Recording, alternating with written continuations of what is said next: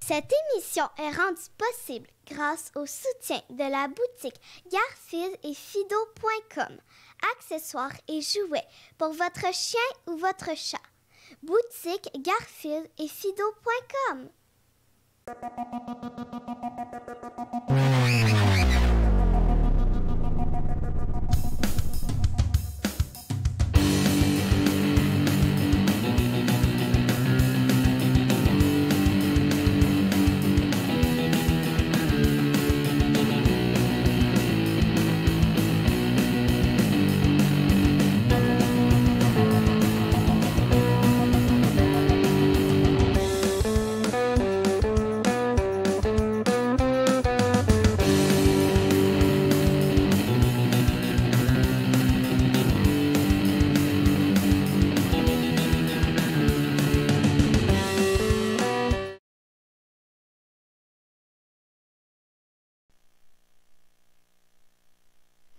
Et bonsoir tout le monde, bonsoir, bienvenue à Tout le monde me parle, votre rendez-vous du vendredi soir. Et oui, on est encore là ensemble. Mais aujourd'hui, c'est une journée super importante. Je pense que, à moins d'être un sourd, un aveugle, à moins de ne pas écouter les médias, à ne pas se documenter rien, c'est une journée où on fera pas de joke, on fera pas de blagues, puis on va avoir une émission un peu plus sérieuse que d'habitude. Puis pour vous tenir au courant un peu, c'est le 30e anniversaire de qu'est-ce qui s'est passé à la Polytechnique. Puis je vais juste faire un commentaire très personnel. Oui, d'accord, ça s'est passé il y a 30 ans, là, mais des fous furieux, il y en a tout le temps. Puis il faut s'en rappeler tout le temps que à tous les jours, là, il y a des femmes qui mangent des volets. Il y a des femmes qui sont victimes de leurs opinions, de leur envie de s'émanciper. Puis ça, il faut s'en rappeler. On a beau vivre dans une social-démocratie. On n'est pas à un ère où tout est réglé. Le féminisme n'a pas tout réglé. Il y a encore bien des combats à mener. Puis c'est pour ça que c'est important de se dire ça, ce qui s'est passé à Polytechnique, là. C'est de l'ignorance pure, crasse, c'est de la frustration. C'est un mélange de toutes sortes d'émotions mal gérées. Puis ça, plus jamais. Je pense qu'on ne veut plus perdre de femmes à cause de la violence faite par des hommes. Comme on veut plus de violence tout court, point. C'est pas pour culpabiliser les hommes, mais c'est inadmissible, on est rendu ailleurs. Alors, j'ai réuni des gens ce soir ici pour qu'on puisse parler de plusieurs sujets autour de ça. J'ai Marie-Hélène qui est avec moi ce soir. Bonsoir Marie-Hélène. Bonsoir tout le monde. Il y a Annie-Ève Collin qui commence à devenir une habituée, de venir de temps en temps à Radio Infocité. Elle vient, on aime ça. Quelqu'un, bonsoir. C'est très gentil d'être venu. Vraiment gentil à toi. Et il y a Sylvain, l'incroyable Sylvain, toujours en forme et en couleur, hein, comme vous voyez, toujours bien habillé. Moi, j'ai envie de sa garde-robe. Mais on a une personnalité qui nous attend dans quelques minutes. On va l'appeler. Oui. Nadia El Mabrouk. Elle nous attend là. On l'appelle, on va jaser avec elle au téléphone, puis à partir de là, Marie, je t'envoie la rondelle. Bien, en fait, si vous me permettez, juste avant qu'on appelle Nadia El Mabrouk, j'aimerais ça donner le nom des 14 victimes de féminicide, parce que c'est ça, la tuerie de la Polytechnique. Hein. Ce sont des féminicides. Je voudrais donner les 14 noms des victimes, et j'aimerais ça qu'on fasse une minute de silence, si vous n'y voyez pas d'inconvénient. Je pense que c'est l'occasion s'y prête. Je pense que c'est tout à fait... Alors, à la mémoire de Geneviève Bergeron, Nathalie Croteau, Anne-Marie Edouard, Maryse Lagagnère, Anne-Marie Lemay, Michel Richard, Annie Turcotte, Hélène Colgan, Barbara Daigneault, Maude Avernic, Maryse Leclerc, Sonia Pelletier, Annie Saint-Arnaud et Barbara Kludnik-Vidajewicz.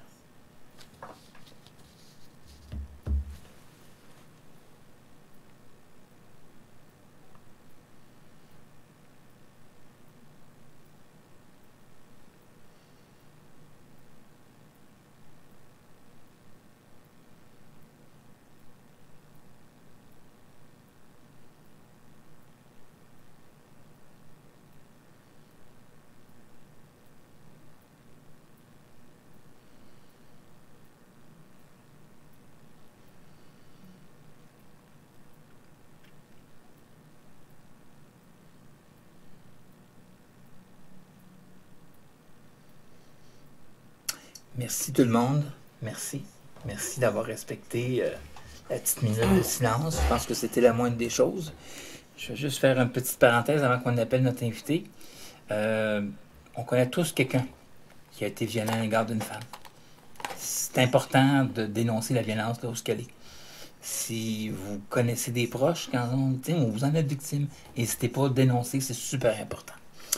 En attendant, Marie, je te repasse le micro. On appelle Nadia El Mabrouk. Exactement ça. Alors, on s'installe avec mon casque, on n'a pas le choix, parce que là, tu es au téléphone.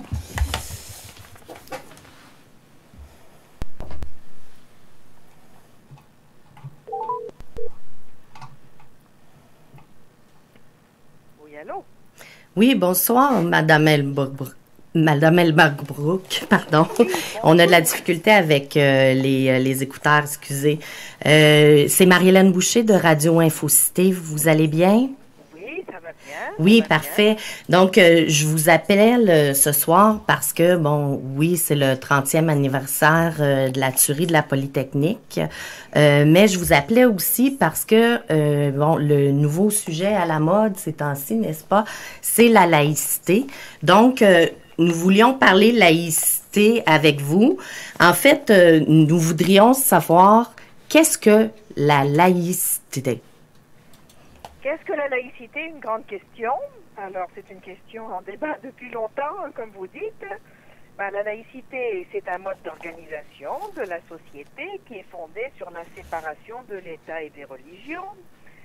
Donc, l'État, qui est incarné par ses représentants, c'est pas des bureaux et puis des meubles, c'est des gens qui représentent l'État. Et ben l'État doit adopter et afficher une posture neutre face aux religions, voilà. Et donc l'objectif, bien c'est d'assurer l'égalité entre tous les citoyens. Alors la laïcité, c'est pas le seul élément qui permette l'égalité et le vivre ensemble, mais c'est un élément très important dans une société multiculturelle, justement, diversifiée et plurielle. C'est sûr, les religions engendrent des tensions, et puis avec la multiplicité. D'ailleurs, Guy Rocher le disait pendant à l'Assemblée nationale, là, quand il a présenté son mémoire au projet pour le projet de loi 21, que c'est d'autant plus important maintenant que quand il en parlait, parce que Guy Rocher, c'est le père de la Révolution tranquille, là, il est à l'origine du rapport Parent et tout ça, il disait que c'était encore plus important qu'avant, parce que c'est maintenant, on a une multiplicité de religions, on vit une fragmentation religieuse comme ça, alors c'est d'autant plus important dans ces circonstances, eh bien, d'assurer parce que toutes les religions ne sont pas égales entre elles. Il y en a qui sont plus visibles que d'autres. Alors, c'est important de se poser la question, là, d'arriver à gérer cet équilibre entre les minorités, la majorité, et puis aussi pour les religions elles-mêmes, là, pour assurer l'égalité aussi, là, voilà. Donc, il devrait pas y avoir une option spirituelle, une religion qui serait apparente plus qu'une autre. Et donc c'est pour ça, bien qu'il faut afficher une posture neutre. Voilà, l'État ne doit pas afficher de religion, ne doit pas montrer une préférence pour une religion par rapport à une autre. Et puis la laïcité, c'est d'autant plus important pour les femmes parce que on sait bien que les religions, donnent une position inférieure aux femmes, et donc tant que des règles religieuses, peuvent s'immiscer dans la gestion de l'État, les femmes ne sont pas à l'abri de recul en ce qui a trait à leurs droits. Alors c'est très important aussi pour préserver l'égalité entre les hommes et les femmes. Alors voilà un petit peu. Alors, merci. Vous venez de sortir votre essai « Notre laïcité » qui est illustré par l'artiste peintre Louis Robichaud. Est-ce que vous pouvez nous parler de l'intention de lecture derrière cet essai-là et pourquoi avoir décidé d'utiliser certaines toiles de Louis Robichaud? Oui, alors je viens de sortir un livre, c'est aux éditions Nord-Sud, dialogue Nord-Sud. Et donc, en effet, ça s'appelle Notre laïcité, et c'est avec l'étoile de Louis Robichaud. Je suis très fière de ce livre-là. C'est vraiment, écoutez, mon idée, c'était de ressortir le côté positif, n'est-ce pas? Parce qu'on entend beaucoup parler de tension, il y a beaucoup de crispation. Et puis, l'idée, c'est de montrer, enfin, la beauté de la laïcité, en quelque sorte. Ce que je voulais, c'est montrer la laïcité comme une évidence dans une société libre et démocratique. Et puis aussi donner des arguments qui permettent de répondre, d'expliquer la laïcité avec des mots simples. Vous savez, les opposants ont des formules très simples. Hein, les gens qui sont contre, moi je me rappelle surtout de plein de gens, je ne vais pas les nommer. Les opposants ont des formules très simples pour dire qu'on c'est le choix des femmes, il faut respecter la liberté de tout le monde, c'est contre les chartes. Mais enfin, les chartes ont été la charte des droits et des libertés du Québec. Ça a été fait quand le Québec se libérait de l'emprise de la religion catholique. Et c'est curieux quand même de dire maintenant, d'utiliser les chartes pour dire comme un boulet qui empêche l'émancipation. Voilà, l'idée c'est c'est pas de faire un exposé académique sur la laïcité, mais c'est de donner des arguments simples qui puissent expliquer, qu'on puisse expliquer simplement pourquoi la laïcité. Alors, en plus, vous savez, on vit beaucoup l'inversion du sens des mots. Hein. Alors, la liberté, ça rimerait avec le voile, avec l'intégrisme religieux, la neutralité religieuse, on l'entend comme un multiconfessionnalisme. Alors, vous savez, on a une certaine inversion du sens des mots. Donc, ce que je voulais, c'était redonner aux mots leur sens, le sens qu'on veut leur donner, le sens émancipateur qui va vers le progrès, un vrai progrès, pas un progrès à rebours. Hein. Alors donc, j'ai choisi de ranger mes chroniques, en fait, parce que c'est un livre qui rassemble les chroniques que j'ai écrites pendant quelques années, en particulier les chroniques des deux dernières années qui ont paru dans la presse, vous savez, là, pendant tout le débat sur la laïcité. Et puis, j'ai choisi de les ranger dans des thèmes qui sont identifiés par des mots positifs du vivre ensemble. Donc, égalité, liberté, solidarité, émancipation, donc voilà. Et donc, j'ai évité les mots qui fâchent. Parce que le mot racisme, on l'entend beaucoup, n'est-ce pas? Le mot censure, hein, j'aurais pu aussi parler de censure. Mais j'ai mis mes articles dans des thèmes positifs, et je me suis fait aussi un peu des devoirs de philo. Expliquer c'est quoi la liberté. Alors on nous dit que la liberté, parce que maintenant, n'est-ce pas, on vous présente le voile islamique comme un grand élément de libération de la femme. Faut pas exagérer quand même.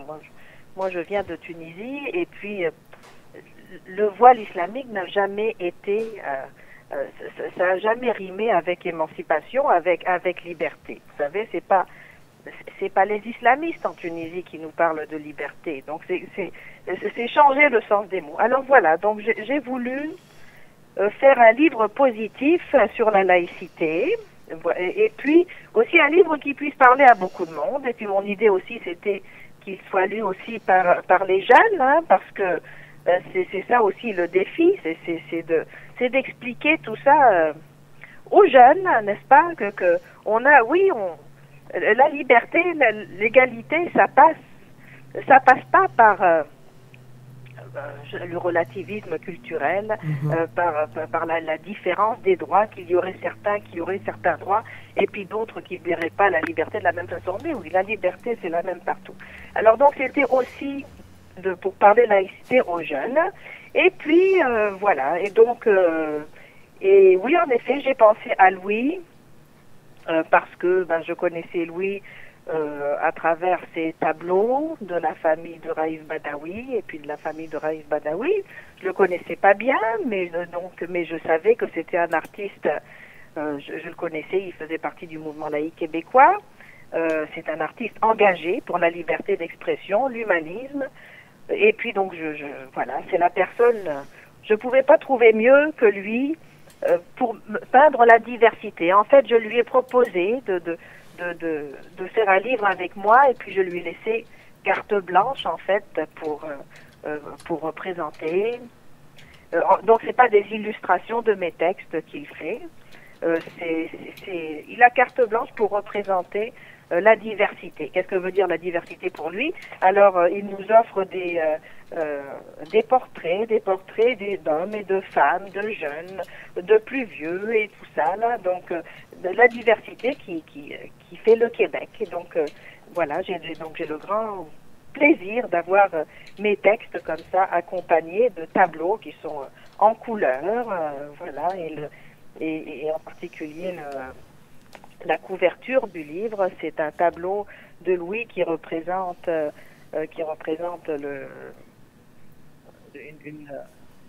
la fête nationale du Québec, alors avec plein de drapeaux, et donc c'est très beau, voilà.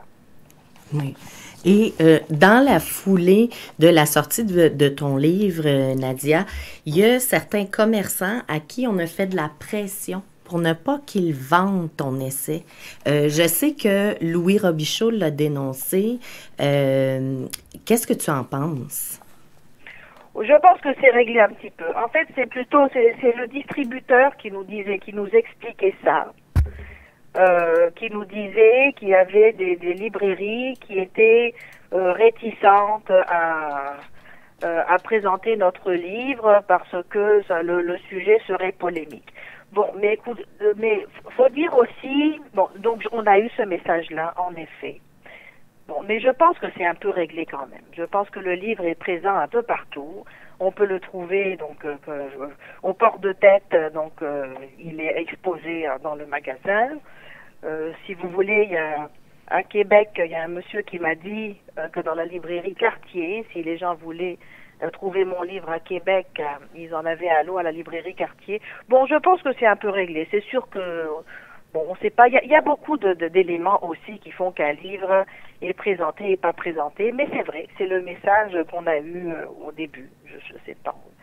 Bon, avec la demande, je pense que toi, on voit que les gens... Tu es allé en chambre parlementaire, en fait à la commission là, lors du projet de loi 21. Nous voulions savoir ici, bon, nous connaissons ta position, mais nous voulons quand même savoir qu'est-ce que tu penses de la loi 21. Quand on a vu la loi 21, moi et puis le Rassemblement pour la laïcité, PDF Québec, on a été très agréablement surpris, hein, parce que bon, on s'attendait pas nécessairement à grand-chose. Bon, François Legault, il nous parlait beaucoup de personnes en autorité, on voyait pas trop, mais la loi est une loi qui est construite sur des principes solides. Voilà, c'est une loi qui est solide. Donc, en fait, ce qu'on pense en gros, là, c'est que les principes sont bons, mais évidemment, les exigences sont minimalistes. Alors, donc la loi, donc la laïcité est définie dans la loi sur 4 principes: la séparation de l'État et des religions, la neutralité religieuse de l'État, l'égalité entre tous les citoyens et citoyennes, la liberté de conscience et de religion. Et tous les termes sont bien définis. Alors il s'agit d'exiger donc une neutralité de fait et d'apparence à tous les employés des institutions parlementaires, gouvernementales et judiciaires. C'est ce qui est écrit dans le projet de loi. Alors en plus, le projet de loi a prévu, d'ailleurs ça l'est maintenant, hein, donc la laïcité est maintenant dans la Charte des droits et libertés du Québec, et donc la laïcité est maintenant un droit fondamental des citoyens du Québec. Donc il y a un considérant dans la Charte, là considérant l'importance fondamentale que la nation québécoise accorde à la laïcité de l'État, donc c'est maintenant dans la Charte. Voilà, donc les principes sont très bien, en tout cas. La loi se base sur des principes solides et tout ça. Mais évidemment, après ça, la partie exigence est assez est assez minimale, mais au moins elle inclut les enseignants. Voilà. Nous, on n'aurait pas été d'accord si ça n'avait pas inclus l'école, parce que on pense qu'un projet de loi, enfin, sans l'école, c'est une coquille vide. Écoutez, les parents, les citoyens, je ne penserais pas que les Québécois se soient battus là pour avoir la laïcité seulement pour que les policiers, c'était quoi au début là? Donc, vous savez, les personnes en autorité, on nous disait, Bouchard-Taylor, il parlait des policiers, des juges, des gardiens de prison. Oui. Bon, alors, mais donc, c'est-à-dire qu'on se préoccupe de la liberté de conscience des détenus ou des gens qui ont affaire avec la justice. Bon, mais je pense que la liberté de conscience de nos enfants, c'est quand même plus important. Alors, je pense que moi, en tout cas, ce qui m'apporte plus, c'est la liberté de conscience de mes enfants. Hein, c'est en tant que parent qu'on est plus inquiet là, pour des pressions, du prosélytisme religieux auxquels ils peuvent être exposer nos enfants. Alors donc, si ça n'avait pas, on est content que ça soit, que les exigences au moins touchent les enseignants et les enseignantes. Alors ce qu'on aurait préféré, c'est que ça soit toute l'école qui ait l'exigence de neutralité religieuse et de tous les employés de l'école, ce qui n'est pas le cas. Hein, donc les exigences ne touchent pas les concierges, entre autres. Les pédagogues, le service de garde, voilà tout ça. Là. Donc il y a juste les enseignantes et les enseignants qui ont l'exigence de neutralité de fait et d'apparence. Bon, mais c'est un début, mais on trouve que les exigences ne sont pas à la hauteur des principes. Voilà. Et il y a quelques mois, des parents, donc toi et moi, avons co-signé une lettre parce que nous souhaitons des services publics laïques. Oui, et je voulais savoir, est-ce que, selon toi, nous sommes dans notre droit de vous souhaiter des services publics laïques? Ça, c'était dans la foulée du père qui voulait faire retirer son fils de la maternelle parce que l'enseignante portait un voile. Oui, mais écoute, c'est écrit, c'est ça, il y a eu un amendement très important lorsque la loi a été adoptée, hein, qui dit que la laïcité de l'État, donc dans la loi, il est marqué que la laïcité de l'État exige que toute personne ait droit à des institutions et à des services publics laïques. C'est une exigence, n'est-ce pas? Et en plus, ce qu'on entend par service public laïque, c'est expliqué en détail. Donc on parle de neutralité de fait et d'apparence. Et l'école est dans le giron de la loi. Alors, donc, avec tout ça, je ne vois pas comment... Oui, tout à fait, la laïcité est un nouveau droit. C'est inscrit dans la Charte des droits et libertés. Alors, on ne peut pas dire qu'on n'a pas un nouveau droit qui est celui de la laïcité et qui est clairement défini. Alors, oui, je ne vois pas pourquoi... on n'aurait pas droit à avoir des services publics laïques. C'est écrit en toutes lettres dans la loi. Alors cette fois, c'est écrit en toutes lettres parce que, en tout cas, on en parlera tout à l'heure de la juge en chef Nicole Duval-Essler qui fait dire des choses qui ne sont pas dans la loi en disant que c'est écrit en toutes lettres. Mais moi, je te le dis, ça, c'est écrit en toutes lettres que la laïcité de l'État exige que toute personne ait droit à des institutions et à des services publics laïques. Bon, alors je comprends bien qu'il y a aussi une clause des droits acquis, et donc les enseignants et les enseignantes qui sont en poste qui étaient en poste avant le dépôt du projet de loi, eh bien, sont exemptés, enfin, non pas à appliquer les exigences de la loi, ne s'appliquent pas à eux, et donc ils peuvent continuer à porter leur signe religieux. Donc, il y a cette clause grand-père. Mais cette clause grand-père ne vient pas effacer le droit des parents pour autant. Alors, il y a le droit de l'enseignant, d'accord, c'est pas un droit, c'est-à-dire qu'il n'a pas à appliquer les exigences de la loi. Bon, mais ça ne vient pas dire, il n'y a pas de préséance de ça, et ça ne vient pas effacer le droit des parents. Hein, donc, voilà, c'est ça, le droit du parent à des services publics laïcs ne disparaîtrait pas à partir du moment où son enfant est avec une enseignante voilée ou un enseignant qui porte la kippa, ça n'a pas de sens. Alors voilà, ça tombe sous le sens, oui, voilà.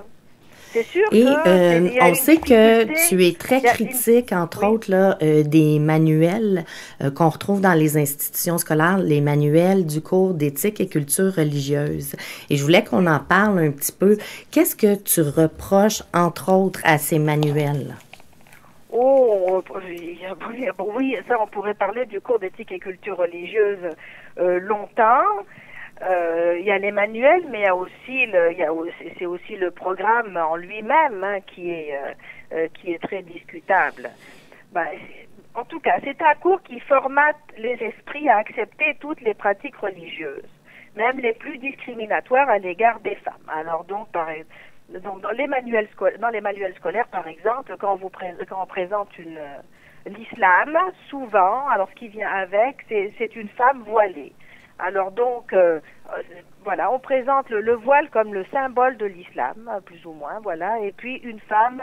Donc, on passe l'idée qu'une bonne musulmane est une musulmane voilée, et donc c'est ça, là, c'est bon.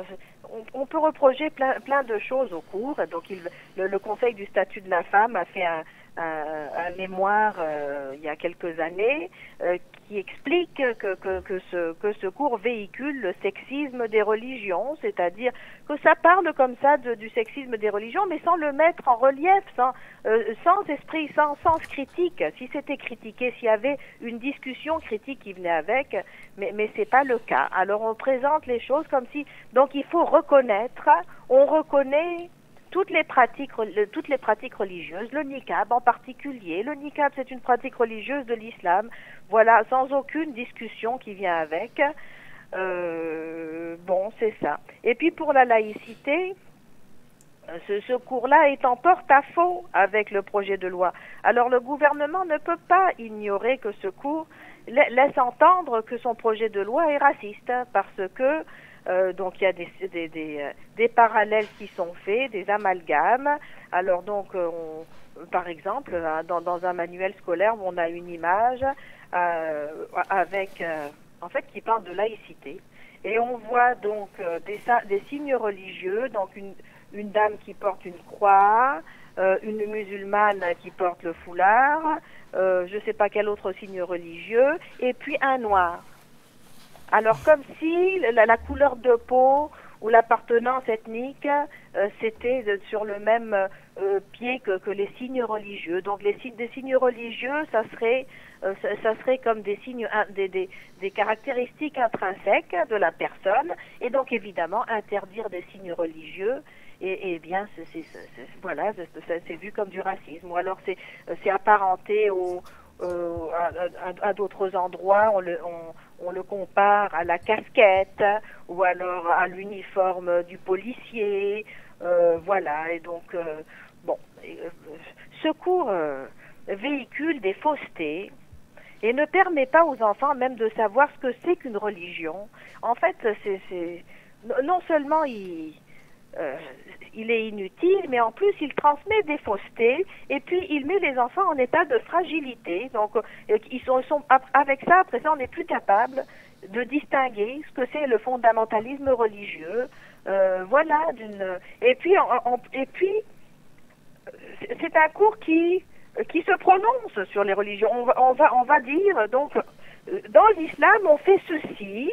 Chez les chrétiens, on fait cela, mais vous savez, il y a plein de façons différentes d'être musulman. Évidemment, en tout cas, mon islam à moi ne se compare pas à l'islam du Pakistan, il y a différentes façons de pratiquer, et puis voilà. Mais on présente un musulman comme comme quelqu'un qui tue le mouton à l'Aïd, et puis lorsque l'enfant naît, il faut faire ceci et cela. Mais les pratiques qu'il présente dans ces livres-là, je ne sais pas qui les a conseillés sur ces pratiques-là, parce que je les connais pas, moi. Donc c'est des pratiques souvent intégristes qu'il nous présente comme faisant partie intégrante de l'islam avec un grand I. Bon, alors c'est des faussetés. Et puis, qu'est-ce que c'est que cette façon d'uniformiser les religions? On nous parle de diversité et on fait le contraire. On uniformise, donc c'est un cours qui a le pouvoir d'uniformiser les choses et de dire une femme musulmane est une... Donc ça transmet, ça le dit pas comme ça, mais ça transmet évidemment, quand à chaque fois qu'on parle de l'islam, on montre une femme voilée, alors l'enfant intègre l'idée qu'une bonne musulmane est voilée. Alors après ça, il ne faut pas s'étonner qu'un enfant musulman retourne chez sa mère qui n'est pas voilée, lui dise mais comment ça se fait que tu n'es pas voilée? Bon, alors moi je parle de l'islam, mais c'est toutes les religions en fait. Bon, ça marche pas. Et puis c'est un cours qui discrimine les non-croyants aussi, parce que les non-croyants n'ont pas de place dans ce cours-là. Alors les enfants dont les parents sont athées ou dont les parents ne parlent pas de religion, ce ne sont pas valorisés dans ce cours-là parce qu'ils n'ont pas grand-chose à dire. Alors on valorise les religions. Voilà. Je voulais parler aussi de la plainte que PDF Québec a déposée contre la juge en chef de la Cour d'appel du Québec, Madame Nicole Duval-Essler. Donc, Madame Diane Guilbeault a démontré, et a pointé du doigt un certain conflit d'intérêts. Oui, c'est ça, hein, c'est incroyable. Hein. Donc, c'est la juge en chef, Nicole Duval-Essler, qui s'occupe de la cause des plaignants qui demandent de suspendre la loi 21, n'est-ce pas? Et donc alors Diane Guilbeault mais il y a bien plein de choses qu'elle a dit, hein. Donc en particulier, oui, c'est ça. Donc disons elle s'exprime de façon un peu légère, n'est-ce pas, hein? Et puis on a l'impression, oui, à un moment donné, elle s'adresse aux avocats des plaignantes et puis elle leur dit je planifie, parce que les avocats, donc c'est la fin des audiences là, et puis les avocates lui disent écoutez, on voudrait vous remercier parce que peut-être qu'on vous verra plus, c'est la dernière fois, vous allez prendre votre retraite, alors on voudrait vous remercier. Et puis elle leur dit oui, mais vous savez, je planifie ma 3e carrière. Peut-être aurez-vous besoin d'un arbitre un jour, l'invitation est ouverte à tous. Alors c'est un peu léger, c'est comme si elle offrait ses services en pleine séance d'audience, voilà. Mais il y a autre chose. Elle a parlé surtout d'allergie visuelle, n'est-ce pas? Aussi, là, en parlant de laïcité, elle a insinué. Alors donc, elle dit il faut faire la balance, on est là pour faire la balance des préjudices. Alors quel est le plus grand préjudice? Est-ce que c'est les allergies visuelles de certains, en parlant de la majorité des Québécois qui souhaitent avoir un État laïque, n'est-ce pas? Ou bien le fait que des enseignantes ne pourront pas choisir le métier de leur choix. Voilà. Alors donc après tous les arguments après toutes les explications qu'on a données sur la laïcité, écoutez, c'est un projet c'est fondamental pour le Québec, la laïcité. C'est depuis la Révolution tranquille là donc qu'on en parle, n'est-ce pas? C'est ça, c'est un projet qui est hérité de l'histoire du Québec et puis qui a des fondements importants. Et puis donc tout ce qu'elle voit, c'est les allergies visuelles. Elle ramène c'est ça, la volonté de laïcité à un caprice, hein, qui serait dû à des allergies visuelles. Et comment on peut, c'est incroyable, vous trouvez pas? Je trouve que ça ridiculise une loi une loi quasi constitutionnelle qui a été adoptée pour l'intérêt public. Alors voilà. Aussi, elle affirme des choses fausses à un moment donné dans son plaidoyer, parce que bon, on a eu les enregistrements audio, voilà. Alors à un moment donné, elle répond à l'avocat du gouvernement. C'est le législateur qui vise spécifiquement les femmes voilées, voyons donc, c'est écrit dans toutes lettres.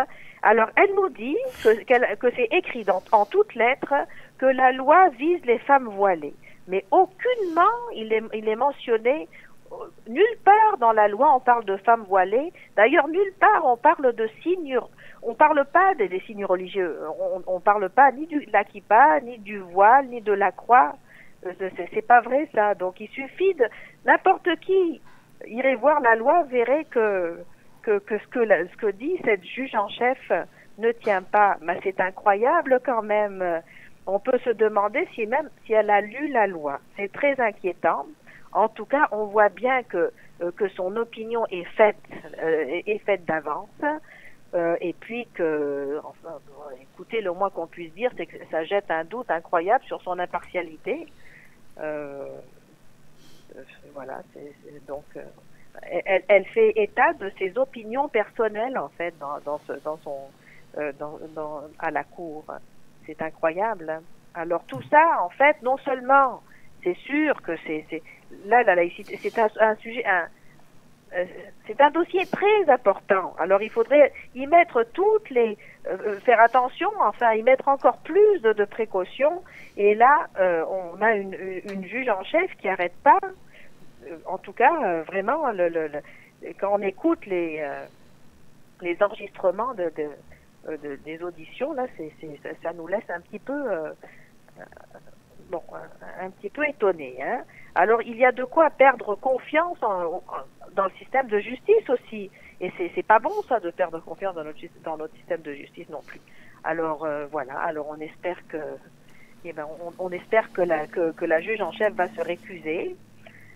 Mais il faudrait qu'il se passe quelque chose. Mais c'est étonnant ce qui se passe. Oui, puis c'est assez inquiétant aussi. Nadia, est-ce que tu pourrais nous parler de PDF Québec pour les droits des femmes du Québec? Oui, alors donc PDF Québec, c'est un groupe de femmes et d'hommes, parce que c'est mixte, donc c'est un groupe non partisan de citoyennes et de citoyens dont l'objectif c'est de promouvoir l'égalité des femmes. Donc c'est un groupe, on est aussi pour la solidarité entre toutes les femmes, pour la laïcité, pour une plus grande justice sociale. Voilà, écoute, on a une vision universaliste des droits fondamentaux qui vont au-delà du relativisme culturel. Donc c'est des droits pour l'égalité, la liberté, c'est l'émancipation, c'est bon pour tout le monde. Il n'y a pas nous et les autres. Donc c'est une vision. Donc c'est pour toutes les femmes du Québec. Donc c'est ça. L'idée, c'est la vision. Notre vision de la laïcité, c'est une vision émancipatrice pour les femmes. Donc en particulier, le PDF Québec fait beaucoup pour mettre en pratique une convention internationale qui est rarement rappelée, n'est-ce pas, par nos gouvernements, la Convention pour l'élimination de toutes les discriminations à l'égard des femmes, la CEDEF. Alors la CEDEF, c'est une convention internationale qui a été signée par le Canada, n'est-ce pas, mais dont on parle rarement. Et alors donc, en particulier, dans cette convention, alors les États ont signé se sont engagés à prendre toutes les mesures appropriées, y compris des dispositions législatives pour modifier ou abroger toute loi, dispositions réglementaires, coutumes ou pratiques qui constituent une discrimination à l'égard des femmes. Donc avec cette convention collective, on s'engage à lutter contre toutes les coutumes ou pratiques qui constituent une discrimination à l'égard des femmes. Eh bien, la loi 21, la laïcité, c'est exactement ça. C'est justement, en fait, ce que ça a fait, la loi 21, c'est que ça a mis en exergue des coutumes discriminatoires à l'égard des femmes. C'est pas la loi qui est discriminatoire, c'est les pratiques religieuses qui sont discriminatoires. Et le rôle de l'État, le devoir de l'État, c'est de lutter contre cette discrimination, justement. Et donc, c'est dans cet objectif-là, bon, alors quand on dit que c'est contre l'égalité des femmes, la loi 21, tu sais, là mais c'est absurde, au contraire, en tout cas, c'est pas discriminatoire de lutter contre la discrimination, c'est justement le rôle de l'État. Alors, voilà, donc, voilà, donc ce qu'on veut, c'est faire avancer l'égalité en faisant la promotion de pratiques qui permettent cette égalité-là, cette liberté. Bon, et puis la banalisation des signes religieux, puisqu'on en est dans le contexte de la loi de la laïcité, la promotion parce que là, si on permet que les enseignantes portent le voile, par exemple, le permettre, c'est le banaliser. Bon, mais banaliser un signe qui dit que la femme est inférieure, qui dit que c'est la femme qui doit se couvrir, n'est-ce pas, parce qu'elle provoquerait les désirs sexuels chez l'homme. Bon, mais donc c'est une pratique qui est sexiste.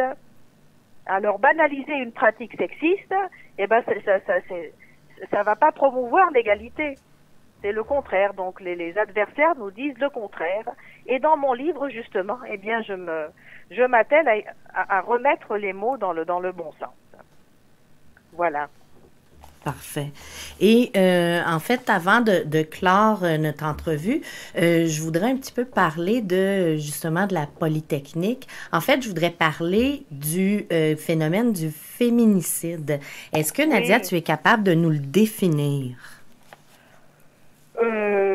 Les féminicides, c'est des agressions faites aux femmes qui sont donc des agressions qui sont basées sur donc c'est ça, on tue des femmes parce que ce sont des femmes, parce qu'elles sont de sexe féminin. Alors ce matin, moi j'ai partagé un article du Devoir parce que ça m'a interpellée un petit peu. C'est un très bon article qui dresse vraiment une liste, enfin, de violences qui sont faites aux femmes partout dans le monde. Alors oui, ce drame de Polytechnique, c'est vraiment, mais oui, voilà, le tueur a tué ces filles-là parce qu'elles étaient des filles. Bon, il y a les femmes autochtones aussi qui sont disparues ou assassinées, qui sont assassinées parce qu'elles sont des femmes. Il y a partout. Alors l'article nous parle de violences en France. Donc il y a des manifs en France en ce moment parce qu'ils se rendent compte qu'il y a des femmes qui meurent parce que qui subissent des violences de la part de leur conjoint, parce que un homme c'est plus fort qu'une femme. Quand une femme tape un homme, c'est ça, ça fait pas le même effet. Et donc, on parle aussi des meurtres au Mexique. Au Mexique, ils parlent de 9 femmes par jour qui meurent. Voilà. Au Congo, c'est incroyable. Au Congo, vous savez, il y a un médecin, un gynécologue, Denis Mukwege, qui a eu c'est l'homme, on l'appelle l'homme qui répare les femmes. Mais c'est pas le prix Nobel? Oui, il a eu le prix Nobel, c'est ça. Et puis c'est incroyable. Il nous parle, en fait, au Congo, la femme est un champ de bataille, et donc elle subit des viols collectifs. C'est ça. C'est une façon de se venger, de faire la guerre. Et donc on parle d'appareils génitaux détruits, etc. Il nous parle de l'Arabie Saoudite aussi, les femmes qui sont sous la tutelle d'un homme et tout.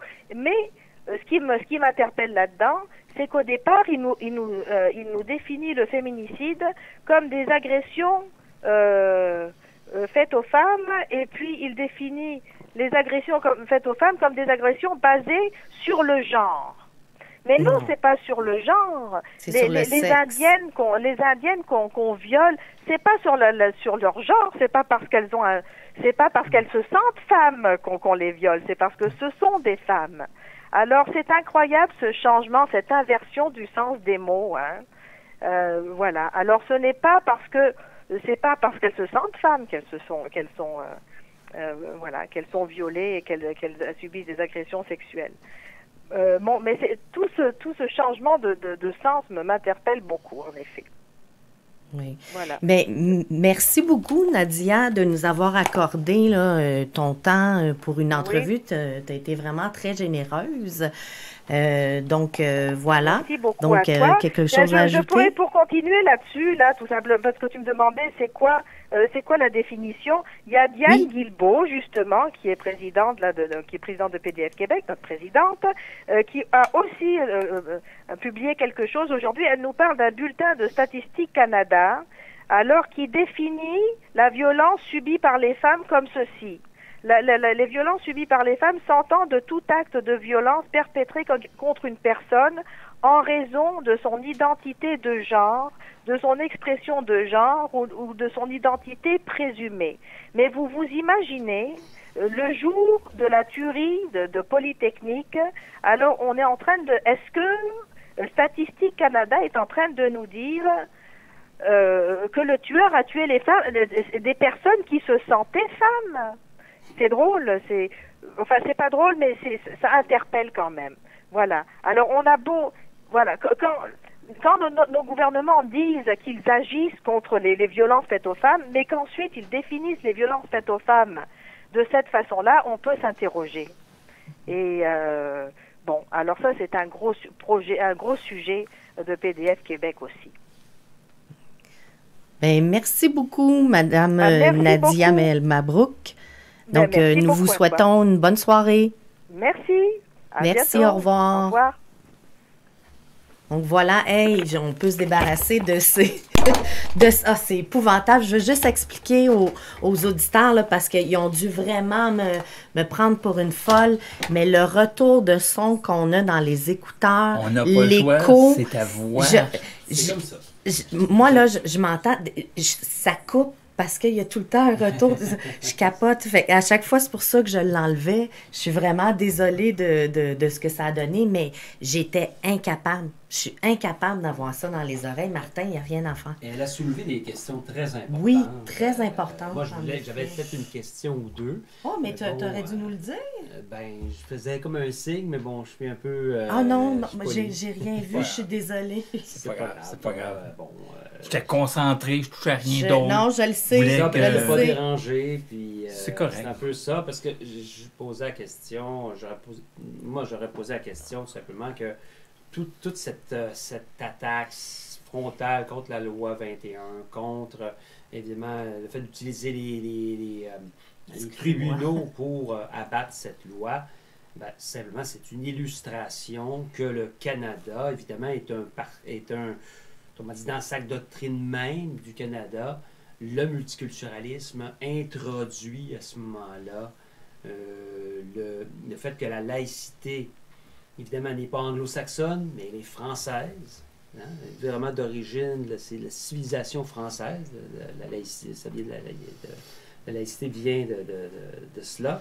Et donc, c'était ça ma question. Mais on ne voit pas de laïcité dans le monde anglo-saxon. Non, mais c'est ça. Mais trompe-moi en tout cas, je veux dire, dis-le moi si je me trompe, mais il me semble que le multiculturalisme, c'est inscrit dans la Charte des droits et libertés, dans la Charte canadienne des droits et libertés. C'est dans le préambule. Donc c'est clair que... C'est comme le disait Frédéric Bastien la semaine dernière, c'est que ça va vraiment, donc...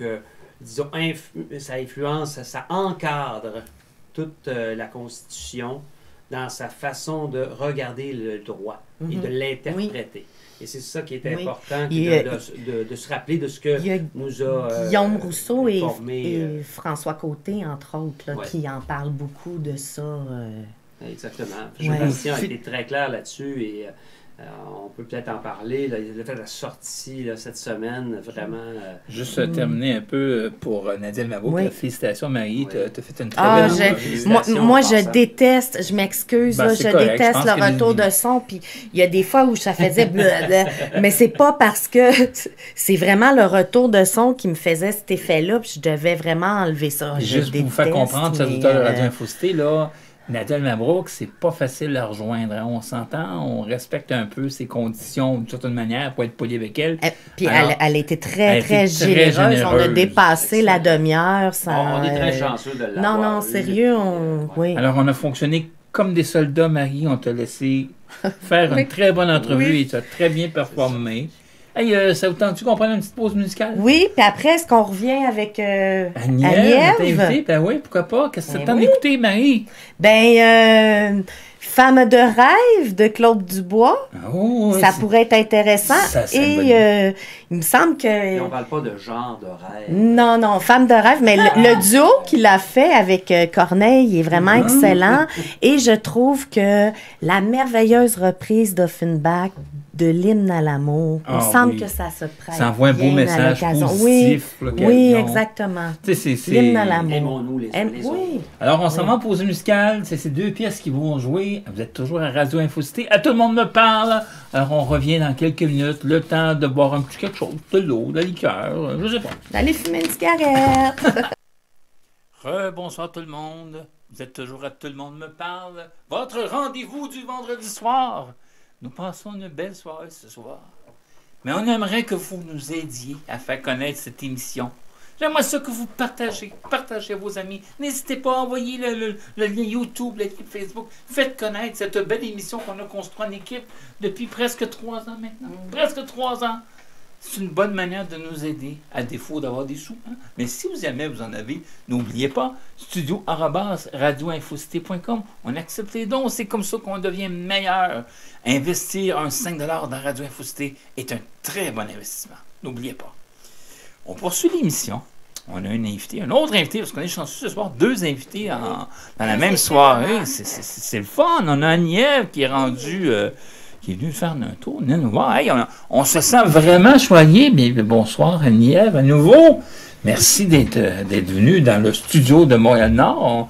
On n'a pas encore donné de nom à ce studio-là encore. On songe l'appeler la grotte de Montréal-Nord. C'est une idée d'un autre temps. L'ordre de la baie. Moi, ça peut avoir une autre sorte de référence, mais je ne me mentirais pas sur ça. J'ai dit que je ne faisais pas de joke ce soir. Je ne faisais pas de joke ce soir. C'est une émission sérieuse, dans un format sérieux. Hein? C'est ça que Denis Trudel m'a dit. Hein? Sois plus sérieux, m'en venir à ton show. Ben, savez-vous quoi? Denis m'a répondu, oui, quelque part en janvier, il va venir faire un tour ici en Montréal. Il m'a répondu. Alors, Denis, si tu as accepté l'invitation, je te souhaite bonne chance. Parce que ça va être toute une soirée ensemble. 2 vieux chums qui sont dans le même espace clos, là, deux coqs qui vont s'affronter, l'un qui est... et l'autre qui est... Oh, ça va être un débat. Non, c'est pas vrai. Mais on est des grands chums, c'est pas vrai, c'est des jokes. On va avoir beaucoup de plaisir. Oui. Alors, Annie-Ève, tu es venue nous parler ce soir. De quoi es-tu venue nous jaser? Pourquoi t'as invité déjà? Je sais que vous vouliez que je parle de mes 2 derniers billets parce que... C'est exactement. En fait, je me suis intéressée, aussi paradoxal que ça puisse paraître, aux limites éthiques qu'il peut y avoir quand on se moque des gens ou même quand on insulte. Ah, il y a une éthique à respecter. Bon, parce que je sais que ça paraît paradoxal, mais il faut comprendre que, premièrement, je pense que quiconque me connaît minimalement connaît ma défense farouche de la liberté d'expression. Hein? Oui. Puis, se moquer, c'est une implication. T'sais, ça fait partie, le droit de se moquer, des implications de la liberté d'expression.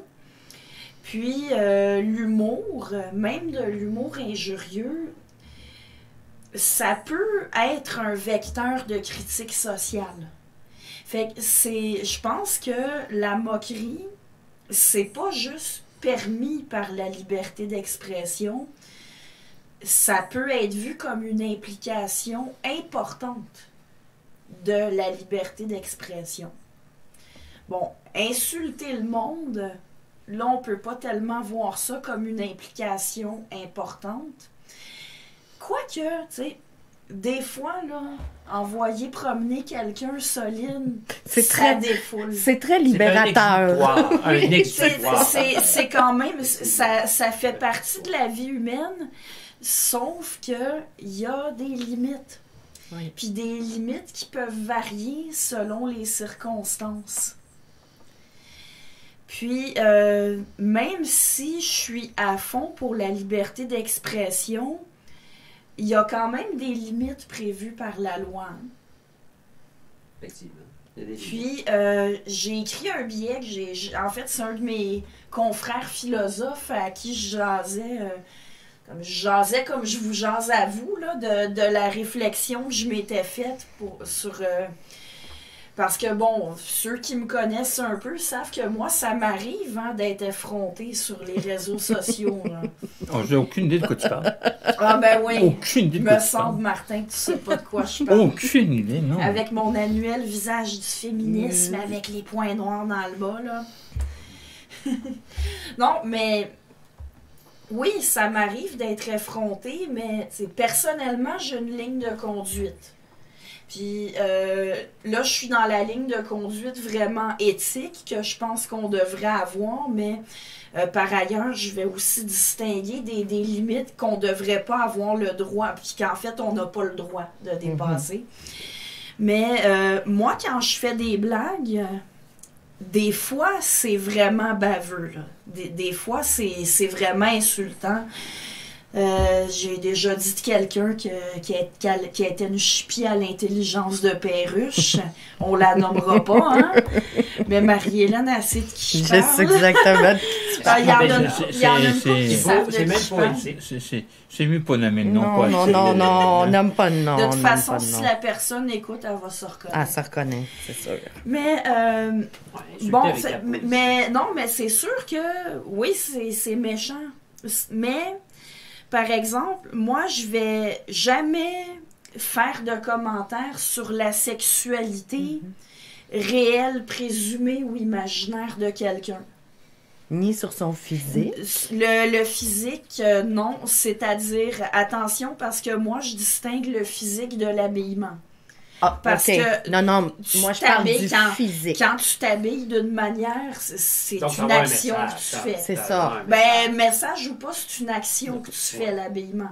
Mais Non, moi je vais parlais pas- de tes caractéristiques physiques, ton corps. Effectivement, c'est vraiment rare que je vais parler du physique de quelqu'un, mais sa sexualité, réelle ou imaginaire, jamais, jamais. Je fais jamais de commentaires sur la santé mentale des gens.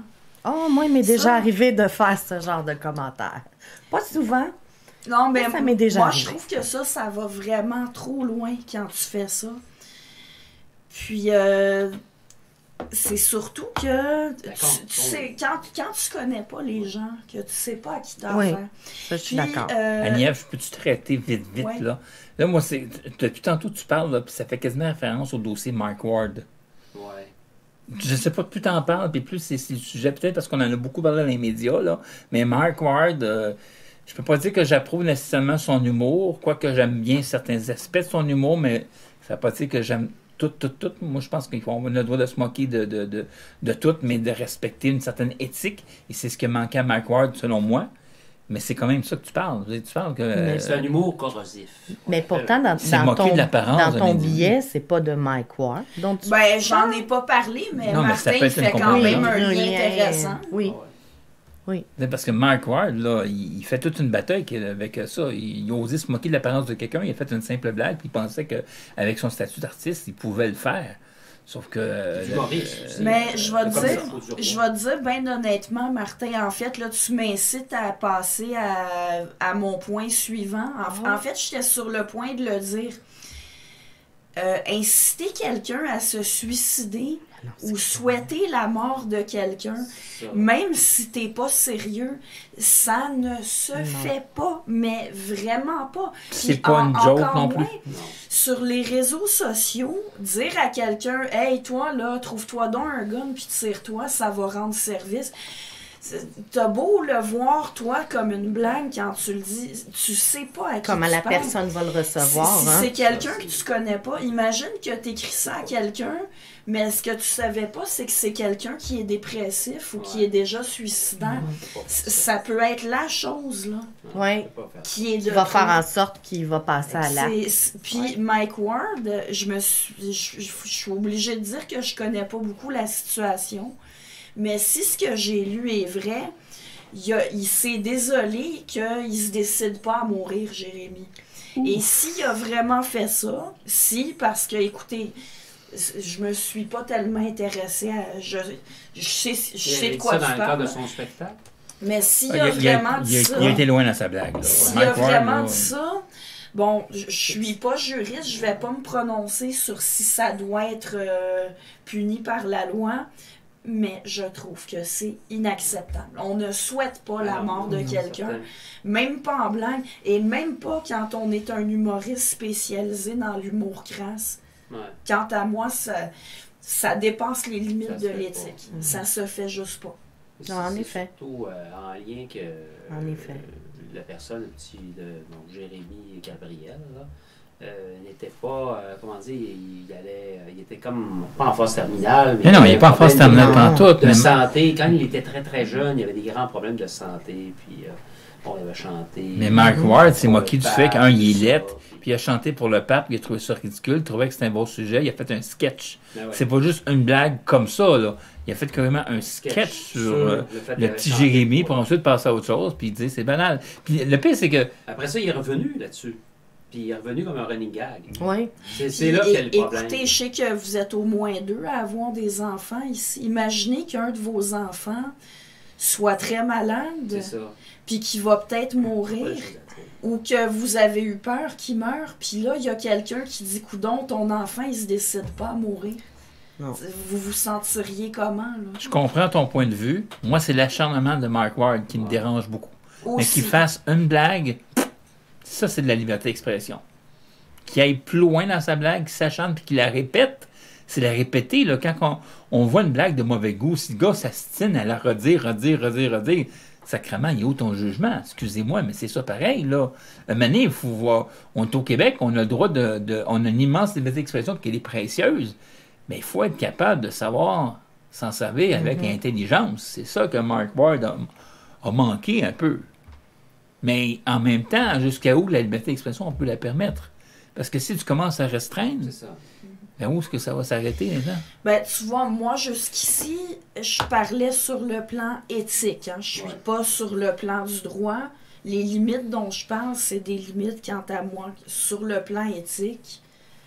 Qui fait partie. Souhaiter la mort de quelqu'un ou parler de la sexualité, de la vie intime de quelqu'un. Quand bien même ce serait une personnalité publique, sa sexualité, sa vie privée, Ça ne te regarde pas. ça nous appartient justement pas. Les personnalités publiques doivent être prêtes à se faire critiquer et même injurier Pour leur- sur leur vie publique. Mais on n'a pas d'affaire à spéculer sur ce qui se passe dans leur chambre à coucher, Je suis d'accord. dans leur famille, dans leur cercle Tout à privé. fait. Tout à fait. Puis, sinon, si on regarde les gens sur les réseaux sociaux, il y en a qui n'ont pas l'air de faire la différence entre des moqueries ou même carrément des injures. C'est parce que il y a des insultes qui sont pas de l'humour, tu sais, c'est juste des insultes. Mais on dirait qu'il y en a qui voient pas que là, il y a vraiment une différence ontologique. Je parle en philosophe. Il y a une différence ontologique entre des moqueries ou des insultes, puis répandre des fausses rumeurs, Ouais. lancer des accusations sans preuve ou même sans le moindre fondement, et le doxing. Quand t'es rendu... Le doxing. Le doxing, ça, c'est Expliquez. quand tu parles de quelqu'un publiquement sur les réseaux sociaux, puis que tu dis, tu donnes des raisons de ne pas aimer la personne, comme elle pense de telle manière, elle a écrit telle chose, puis tu donnes des informations sur elle. Son employeur. Cette personne-là travaille à tel endroit, vous devriez appeler ses patrons, ou elle habite dans tel quartier, ou elle se tient à tel endroit, vous devriez y aller Ou la- pour l'achaler. C'est ça. C'est du doxing. Et là, je regrette, mais ce n'est plus de la critique, et ce n'est même plus de l'insulte. Est-ce que je peux être honnête? J'ai fait ça une fois, du doxing. Et je l'ai fait avec Xavier Camus. Il y a 2 ans et demi, j'avais publié. Et tu me l'avais dit, tu n'étais pas d'accord avec moi, tu me l'avais dit. Et j'avais publié, j'en avais marre parce que, bon, je ne raconterai pas toute mon histoire, là, mais on la connaît. Et je dois l'avouer, là, j'avais publié « Voici où il enseigne, voici où vous pouvez vous plaindre ».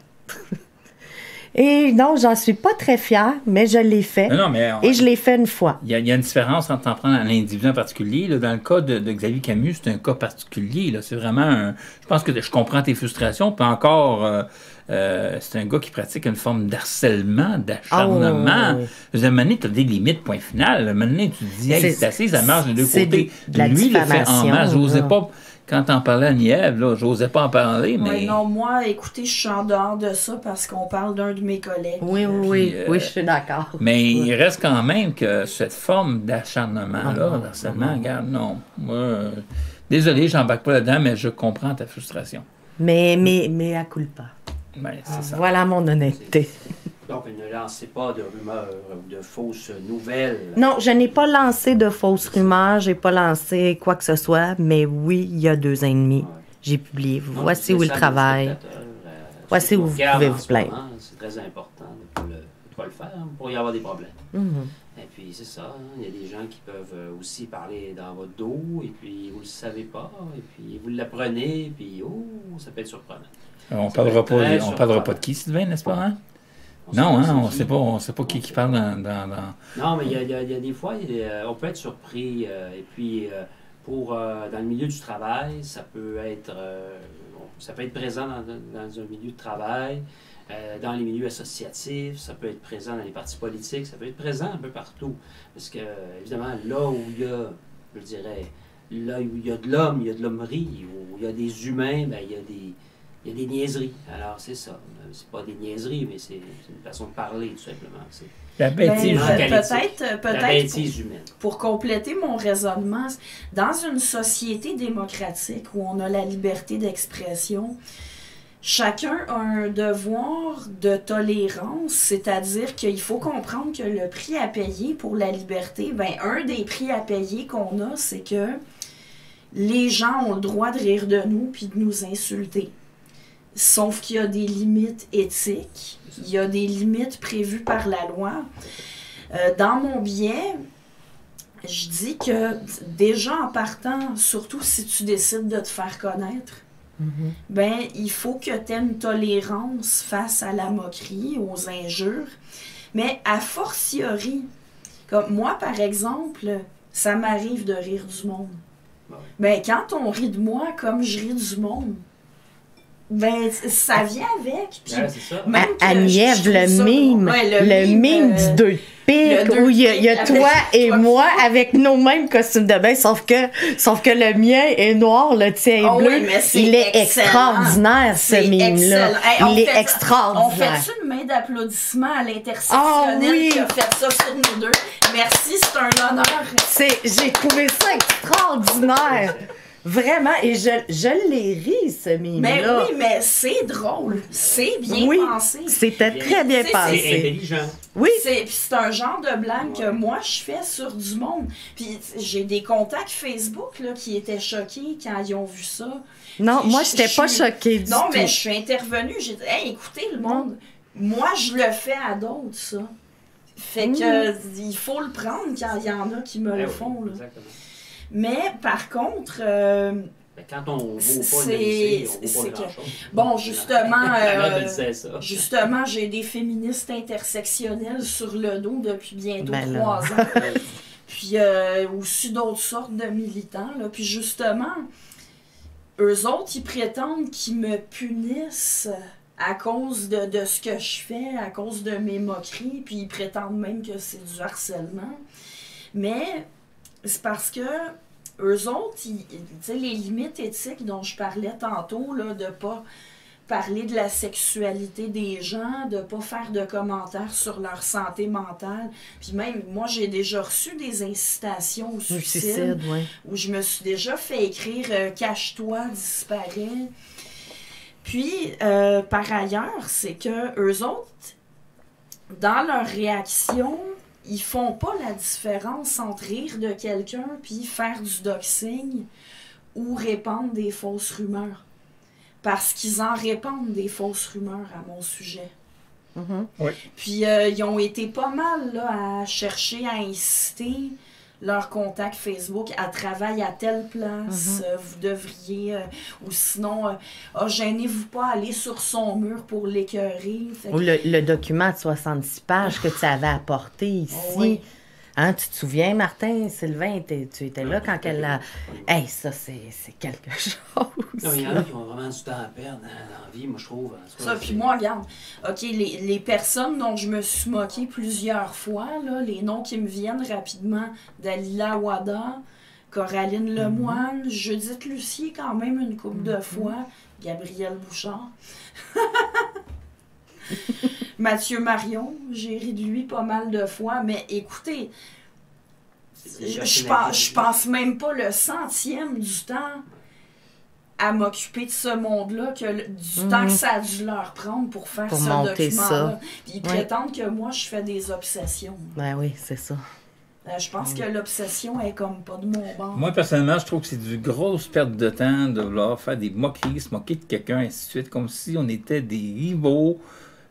Oui, peut-être qu'on peut être des rivaux idéologiques, mais aller débattre. T'es pas d'accord avec quelqu'un, ben regarde, au lieu de faire des choses stériles dans ton coin que tu te gagnes, invite l'autre personne à jaser, à trouver un terrain neutre. Martin, je suis pas tout à fait d'accord avec toi parce que les débats, c'est bien, mais la moquerie peut jouer un autre rôle. T'sais, des fois, là, c'est le fun.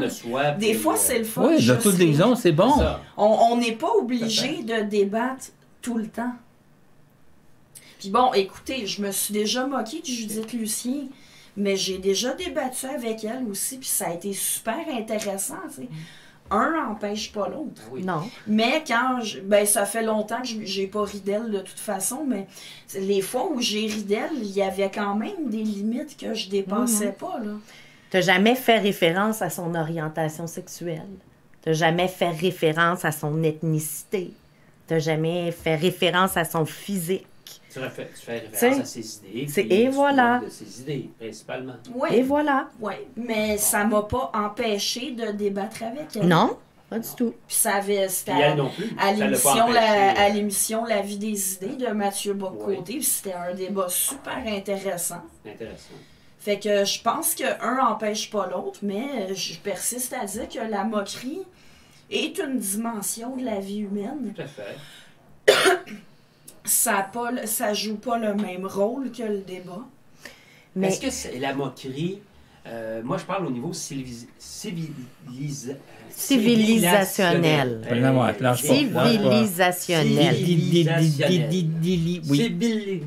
Oui, vas-y. Bon, au niveau, la moquerie, OK? Le sens de la répartie, le fait de est-ce que c'est pas un trait civilisationnel français? On voit ça beaucoup, l'humour français, le côté... Je sais que les Anglais, c'est un peu le pain sans rire, l'humour, on appelle l'humour anglais, qui est un humour intelligent. Et est-ce que au Canada anglais ou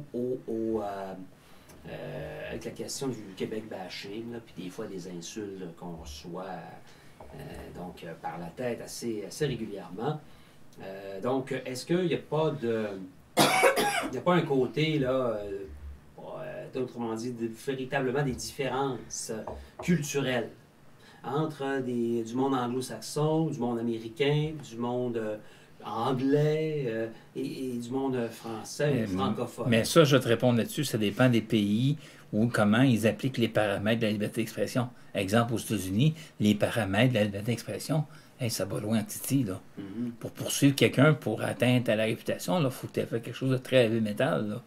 Parce qu'eux autres, la liberté est totale et ils tiennent radicalement. Exactement. Trump se fait traiter de tous les noms à tous les jours. C'est sûr que c'est le président des États-Unis, mais combien de gens qui sont des personnalités publiques ou non, qui se font carrément rentrer dedans, puis ils ont la liberté d'expression.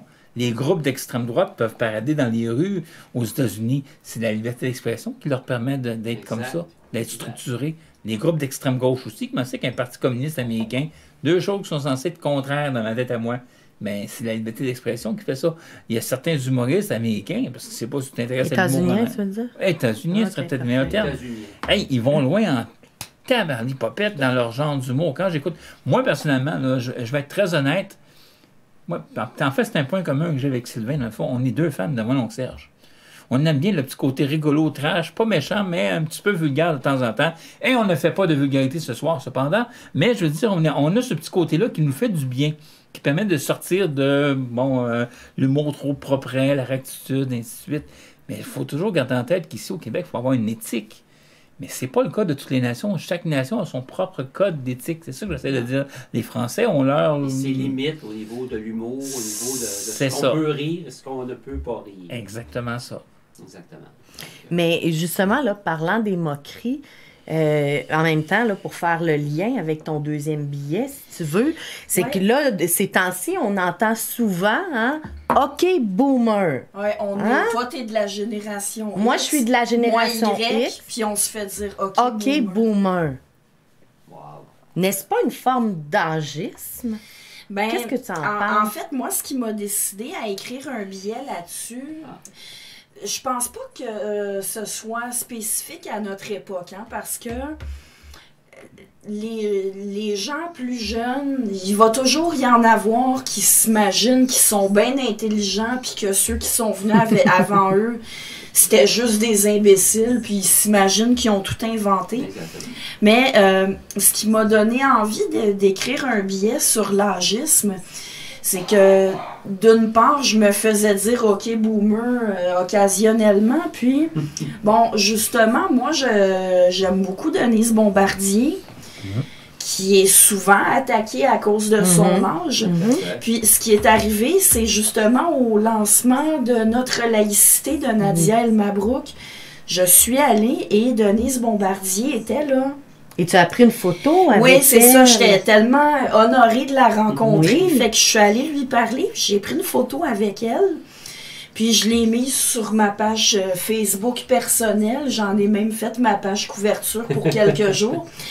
Puis là, il y en a qui ont commencé à se moquer. Puis il y en a d'autres qui ont commencé à me reprocher d'admirer Denise Bombardier, puis même il y en a qui ont dit comment tu concilies ton billet sur l'éthique de l'insulte avec l'admiration pour Denise Bombardier qui s'en prend à Catherine Dorion. Mais Denise Bombardier est rough, mais elle dépasse pas les limites. Non. Puis justement, dans mon billet l'éthique de l'insulte, un des points que je soulève, c'est que selon les circonstances, les limites peuvent varier. Comme par exemple, quelqu'un qui est enseignant ou qui est avocat, puis qui est qui est en prestation professionnelle, il n'y a pas d'affaire à se moquer ou à être injurieux. Mais Denise Bombardier, elle est chroniqueuse. Ah ouais. Alors, c'est un métier, justement, dans lequel on s'attend à une certaine verve, puis même on s'attend à un chroniqueur, on aime ça qu'il soit pas gêné. Là. Puis soit polémiste aussi. Oui, absolument. Fait que, puis, dans cette discussion-là, il y a quelqu'un qui a écrit, il m'a écrit plusieurs commentaires, il tenait beaucoup à me traiter de transphobe, hein, parce que tout le monde sait que dire qu'un mâle humain n'est pas une femme, c'est de la phobie. Ben oui. Et bien sûr, je suis sarcastique. Mais non, tu n'es pas sarcastique, il faut arrêter de dire ça. Hein. Le sarcasme, c'est lorsqu'il y a une pointe de méchanceté dedans. Bon, donc je suis ironique. Tu es ironique. D'accord. Tu n'es pas sarcastique. Moi, je le dis toujours à mes élèves. Alors, il a écrit, entre autres, 2 commentaires sur Denise Bombardier qui sont venus me chercher. La seule façon que je peux excuser les propos de Bombardier, c'est le fait qu'elle est rendue une vieille sénile qui sait plus ce qu'elle raconte. Placez-la dans un CHSLD et sa presse. Puis, j'attire votre attention. J'ai dit au moins 2 fois que pour moi, faire des commentaires gratuits sur la santé mentale des gens, je trouve ça inacceptable. Effectivement. Regarde, t'aimes pas ce qu'elle dit, lis-la pas ou réponds-lui, mais t'as pas d'affaire à... Non. C'est gratuit. T'as pas d'affaire à dire qu'elle dit ce qu'elle dit parce qu'elle a pas toute sa tête. Puis, sont faibles d'esprit. L'autre commentaire, de toute façon, avec tous les commentaires transphobes que tu publies un peu partout, là, c'est à moi qui parlais, je ne suis pas étonnée que tu sois du côté d'un vieux fossile comme Bombardier qui vit encore en 1940. Ben, voyons donc. Ça se peut pas. Fait que ça m'a... Denise Bombardier vivrait Ça sort de encore en l'université. 1940. Wow. Ça sort de l'université, ces gens-là. Wow. Ben, je connais pas la personne, je sais pas si c'est Ça fait quelqu'un... universitaire ou diplômé ou quoi que ce soit. Je sais pas qui c'est. Regarde, c'est quelqu'un qui est venu commenter sur mon mur que je connais pas du tout. Okay. Qu'on veut pas connaître non Puis, plus. non, mais regarde, dans mon billet aussi, j'ai biffé son Oui, nom. oui. Parce Non, que, non, regarde, pas besoin de notoriété. ben, non, mais c'est surtout Pas que publicité. je voulais pas que ce soit personnel. Je voulais pas Ouais. m'en prendre à lui. Je voulais montrer voici. L'éthique. C'est l'éthique. L'éthique. Non, mais parce que regarde, Ouais, de toute façon, peut-être que en lisant le billet, admettons qu'il lise, il va peut-être se dire lui-même, ah, ben j'aurais pas dû écrire ça, tu sais. Fait que je voulais pas que ce soit un article contre lui personnellement, je voulais juste montrer, ben on lit des commentaires comme ça, puis bon, Denise Bombardier, c'est effectivement quelqu'un qui défend des idées depuis longtemps. Puis, c'est quand même courant quand quelqu'un d'un certain âge défend les mêmes idées depuis 20 ans, depuis 30 ans. On dit, bon, ben, il radote ou il est plus de son époque. Mais moi, j'invite le monde à voir ça autrement. Ça se peut, quelqu'un qui radote, là. C'est une possibilité. Oui. Mais il faut pas tenir pour acquis que si quelqu'un défend la même idée depuis longtemps, c'est parce qu'il est pas capable de se remettre en question. C'est peut-être aussi parce que son idée résiste aux remises en question depuis longtemps. Puis vous savez, je vais parler en philosophe encore une fois. Il y a le sophisme d'appel à la tradition. Hein? C'est-à-dire de penser qu'une idée est bonne parce qu'on a toujours pensé comme ça. Oui. C'est une erreur de raisonnement, c'est un sophisme.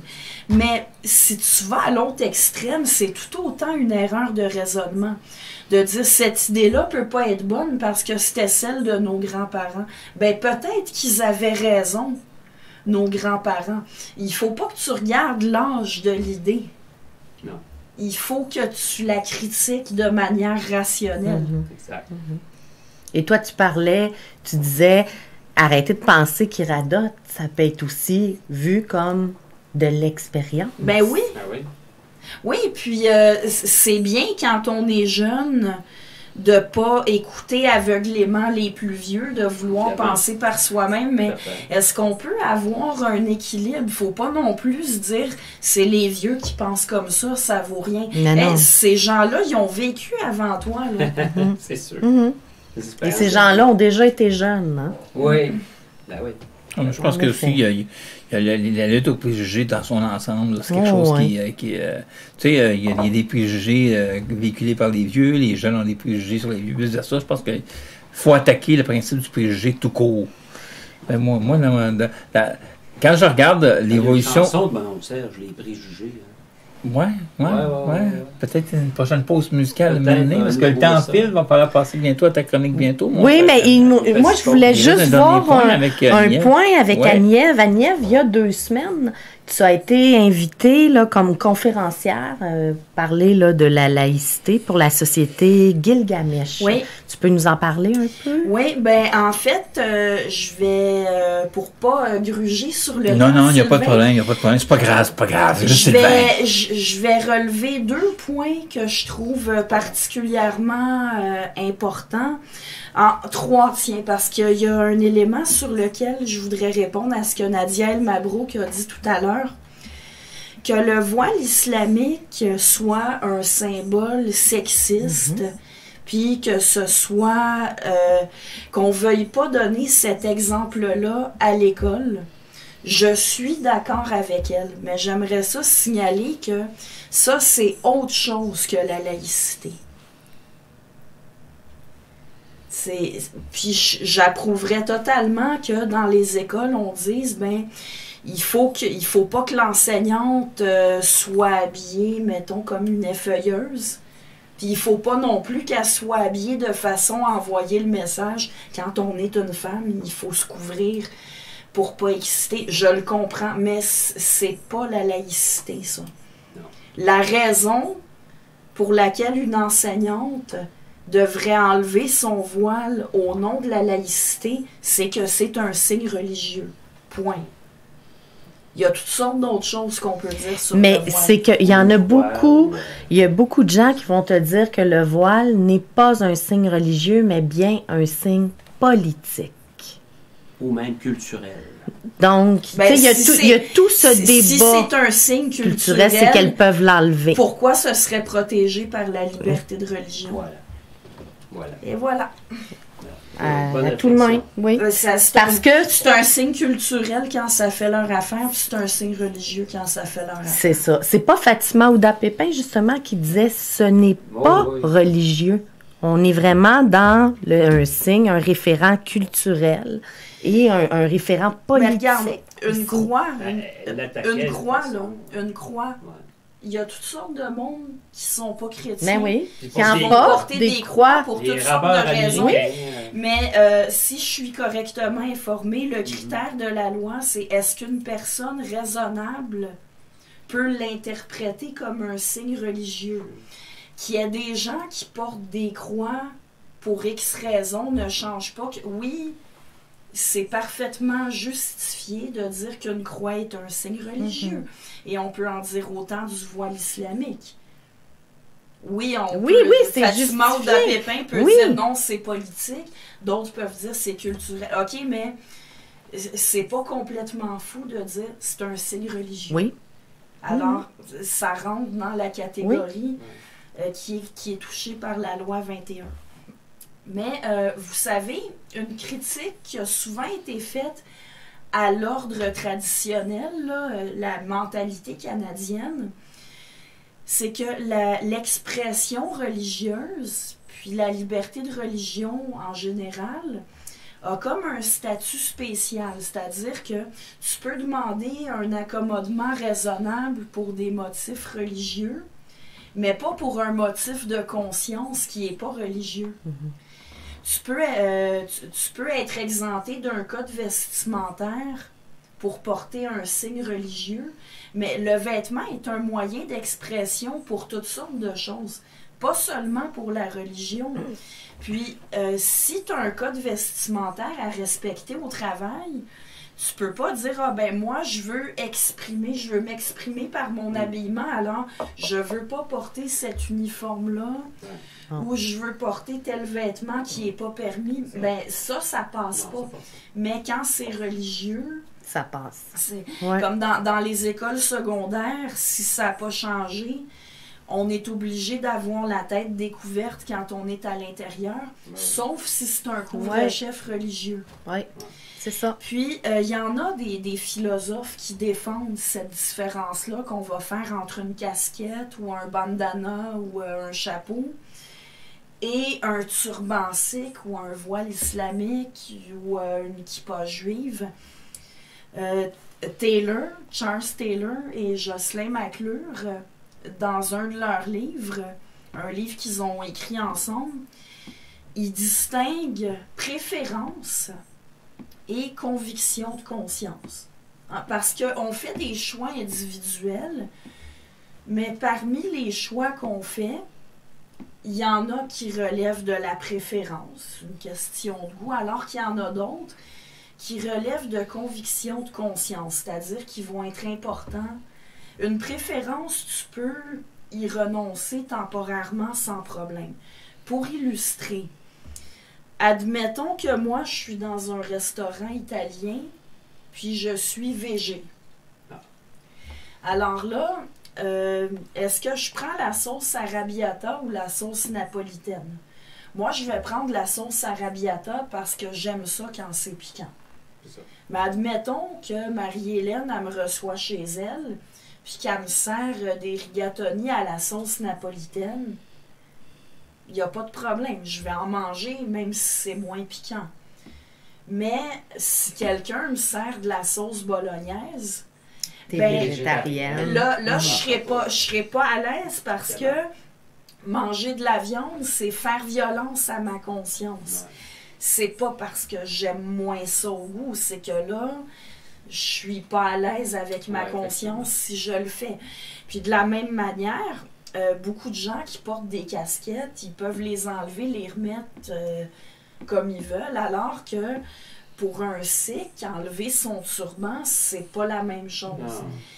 Puis, Ben, il y a Jamet Singh qui l'a enlevé. Là. oui, mais encore là, est-ce que parce que C'est peut-être un geste Sikh politique. fait quelque chose, ça veut dire que... tout. C'est peut-être même Je veux dire, politique. OK, on va reprendre l'exemple des végétariens. Admettons que on sait qu'il existe des végétariens qui vont manger de la viande quand ils sont invités chez quelqu'un.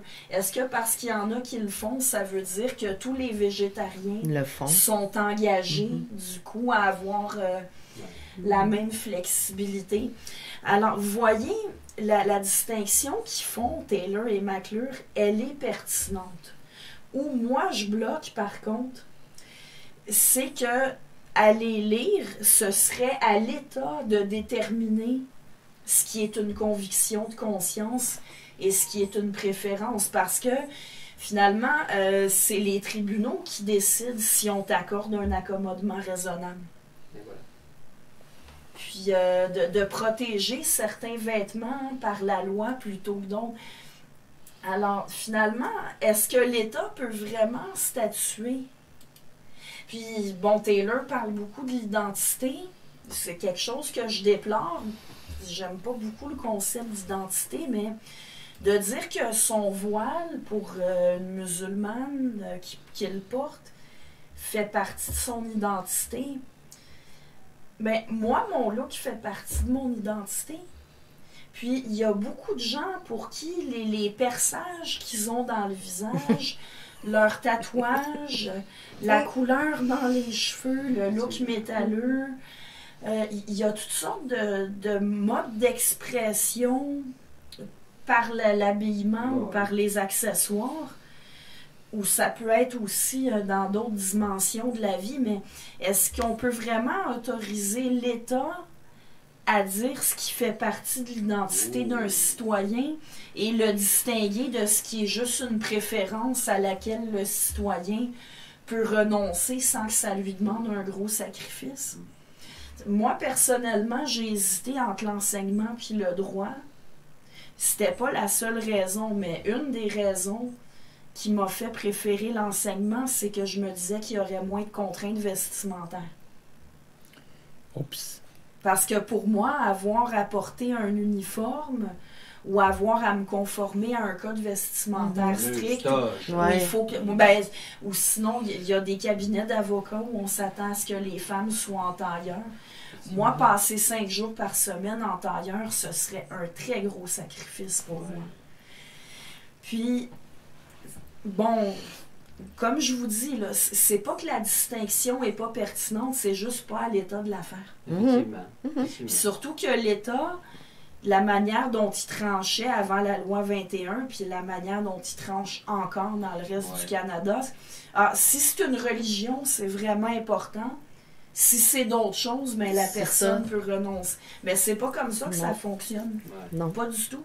Puis inversement, il y en a qui portent des signes religieux sans les prendre tellement au sérieux non plus.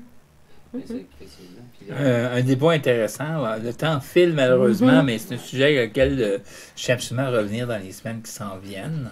mais c'est intéressant de façon à y penser, à réfléchir là-dessus.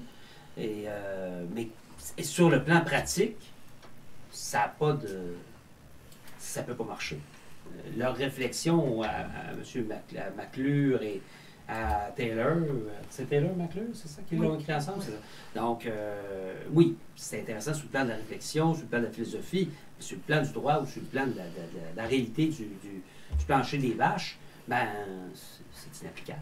Ben, c'est applicable, mais c'est pas aux tribunaux, Ben, c'est ça. aux législateurs Non, c'est pas- de l'appliquer. C'est dans chaque organisation, on s'arrange. Ou un code vestimentaire très, très simple, et puis les gens se conforment et tout ça, donc, selon l'emploi. Alors, on va poursuivre. On poursuit avec l'agenda Est-ce qu'on- souverainiste, bien Là, sûr. une petite pause. Non, on Non, n'aura non, pas le non. temps pour une petite pause. Il reste encore 10 minutes. Donc, c'est... Hey, on Il est, reste on 15 est, minutes.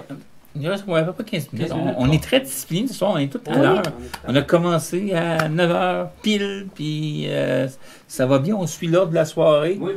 Ça va bien. Tout fonctionne sans la merveille. Alors, Sylvain, qu'est-ce qui se passe de bon dans l'agenda souverainiste? N'oubliez pas que Sylvain... Ah ben oui, mais moi je voulais rebondir sur quelque chose parce qu'on a eu la semaine dernière la chance d'avoir Frédéric Bastien, et encore cette semaine, il a surpris tout le monde en faisant une incroyable sortie. D'ailleurs, j'ai ici un texte de Mario Dumont, qui l'a publié aujourd'hui même.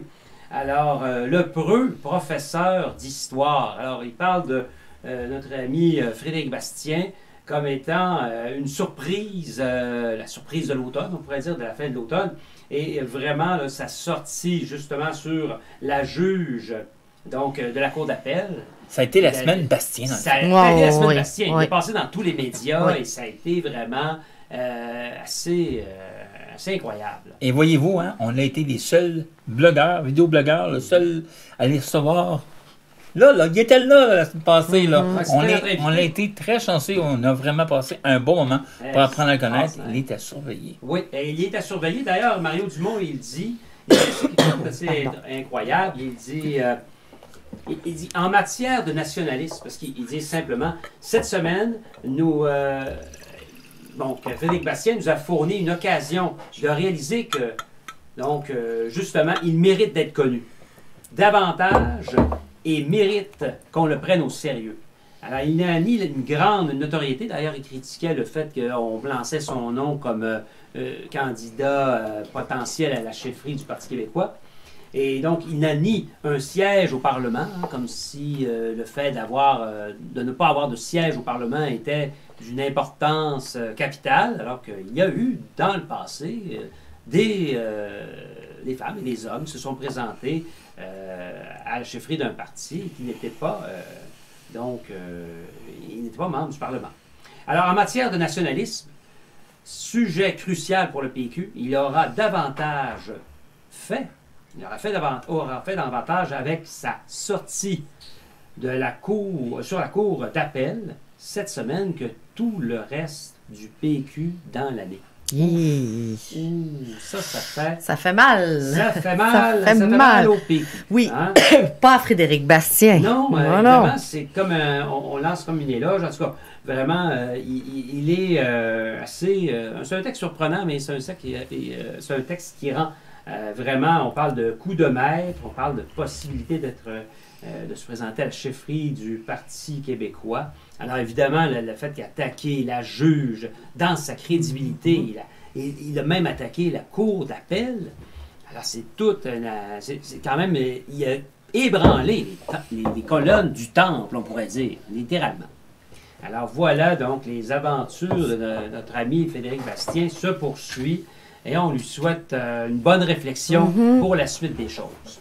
Alors voilà, justement, à ébranler la cour d'appel, c'est quand même tout un exploit vraiment très gros. Ensuite, mon cher Sylvain. La poursuite de notre agenda indépendantiste. Alors voilà pour le côté actualité.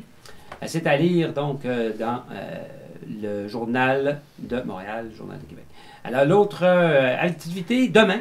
Demain, c'est le 7 décembre. Le 7 décembre, exposition de crèches de Noël. Pour ceux qui aiment les crèches de Noël, visitez avec guidée de l'Oratoire Saint-Joseph. Donc, rendez-vous à l'Oratoire Saint-Joseph. Une visite guidée des crèches de Noël, exposition des crèches de Noël à l'Oratoire Saint-Joseph. C'est organisé par la Fondation pour la langue française, justement, avec, on aide des personnes, des travailleuses et travailleurs issus de l'immigration, donc des allophones, qui vont apprendre le français, aller des activités ludiques et éducatives, comme aller voir des crèches de Noël. Pour commenter ton intervention, l'année passée, j'y étais. Oui. Et puis, il y a des crèches de Noël de partout dans le monde. Puis, ce qui est merveilleux, ce qui est le fun, c'est qu'il y a des gens des communautés culturelles qui sont là pour parler de « OK, si la crèche est faite de telle manière, c'est à cause de... » Ils échangent sur la culture de leur pays, parce que chaque OK, chaque pays voit, si on peut dire, Effectivement. chaque culture voit En Afrique, la crèche crèche va d'une être certaine différente manière, ainsi de suite. C'est en influencé et Asie c'est ou, extrêmement ailleurs. instructif. C'est comme Ouais. voyager dans le contexte de Noël, là. Ben, exactement. C'est à découvrir. En tout cas, donc, lieu de rencontre, c'est l'Oratoire Saint-Joseph, station Côte-des-Neiges. Le prix est de seulement 5 $. Alors, informez-vous, donc, peut-être de vous rendre sur place et vous pourrez échanger avec ces personnes allophones qui veulent apprendre une belle langue française. Alors, dans le cadre de la Fondation pour la langue française. Autre événement à suivre cette semaine. Donc, voilà, le 8 décembre en 1968, ben, il y avait le manifeste Agir, inspiré du refus global. Lui, donc, lu à l'église Notre-Dame. Donc, c'était 8 décembre en 1968. Autre éphéméride, ici, on a un événement qui va avoir lieu, donc, dimanche, le 8 décembre à 10 h, sur l'avenir du Québec, le colloque sur l'avenir du Québec. Donc, c'est en présence de Mme Martine Ouellette. Donc, il va nous une conférence. Participera également à la conférence Jean-Jacques Nantel, un des invités, et M. Gilles Proulx. Gilles Proulx qu'on a évidemment rencontré au dîner de Saint-Ours, au dîner des Patriotes, donc la semaine dernière, de l'autre semaine. Alors, voilà. Alors, c'est un événement à suivre. Donc, cette semaine, c'est à 10 h, de 10 h à 13 h. Ça se passe donc à l'entraide Pont-Villot. C'est au 664 rue Saint-André à Laval. Alors, les contributions, le prix d'entrée, c'est simple, hein, c'est une contribution volontaire. Alors, soyez généreux et généreuses. Donc, voilà, des prix de présence sont sur place. Tirage de livres. Alors voilà, c'est un événement qui est organisé par Mme Micheline Boucher-Granger. Alors vous pouvez avoir toute l'information sur action.info, aqction.info, l'agenda indépendantiste. Alors voilà, c'est un rendez-vous à ne pas manquer sûrement. Vous allez sûrement avoir du monde à cette occasion, dimanche prochain. Alors le 9 décembre 1972, c'est la libération de Jacques Rose qui est acquitté de l'enlèvement de Pierre Laporte. Donc, Jacques Rose est acquitté à 1972, le 9 décembre. Autre événement. Alors, c'est la tournée qui se poursuit pour Catherine Fournier. Le projet Ambition Québec, qui est évidemment... Pas mal intéressant, hein, parce qu'elle a beaucoup d'énergie, elle est capable d'aller chercher les jeunes, un vent de fraîcheur. Ah ben évidemment, donc c'est tout à fait une bonne nouvelle. Tu vois, évidemment, elle a fait une tournée donc pour donc lancement de son livre et à travers le Québec. Et donc cette semaine, ça aura lieu. Donc il y avait aujourd'hui, hein, je pense que vendredi, il y avait une date là qui était à Trois-Rivières. Effectivement, on avait aujourd'hui à Trois-Rivières. Il y a le lundi le 9 à Gatineau. Alors, c'est à 17h30. C'est donc à suivre sur la rue Laval. Et vous avez à Rouyn-Noranda, le 10 décembre, mardi le 10 décembre à Rouyn-Noranda. Ça veut dire qu'elle voyage beaucoup, cette jeune femme-là. Hein? Elle voyage beaucoup. Et le lendemain, elle est à Saint-Jérôme. Et voilà, le lendemain à Saint-Jérôme. Elle est en tournée. Et le 14, elle sera à Longueuil. Alors, ne manquez pas. Elle retourne dans son patelin. Eh bien oui, elle retourne dans son patelin parce qu'évidemment, on va être dans la période des fêtes dans pas tellement longtemps. Alors voilà, donc si vous ne voulez pas manquer cet événement, vous ne voulez pas, évidemment, surveiller ça dans l'agenda indépendantiste, tous les détails. Juste un détail pour compléter un peu. Il ne faut pas oublier que sa tournée à elle est financée que son argent à elle. C'est autofinancé. Oh, il n'y a pas une question de savoir. Je veux dire, elle a décidé, je m'investis. Wow. J'y vais. Elle y va. Alors, c'est bravo. Hein? Une belle initiative. Une belle initiative. Puis, si elle vend des livres, ça paye, j'imagine, son voyage. Bon, ben, tant mieux pour. C'est des initiatives qui sont quand même. Qui vraiment portent la politique. Dans le milieu, là, partout, à travers le Québec. Ensuite, mon cher Alors voilà, la réforme du mode de scrutin. Passons à l'action le 9 décembre. Alors, on va discuter la réforme du mode du scrutin. C'est organisé par les Oui Québec. Alors voilà, donc c'est un événement à suivre à l'auditorium du pavillon. Donc, Lucien Brault. Alors voilà, c'est à Gatineau. Donc, pour ceux que ça intéresse, les gens de Gatineau, c'est donc à suivre la tournée, la réforme du mode de scrutin, passons à l'action des Oui Québec, le 9 décembre prochain à 19h. L'événement à suivre, donc encore une fois, donc l'événement poursuit par un petit éphémère en 68, le 10 décembre, à l'Université du Québec. Et voilà, la création de notre université.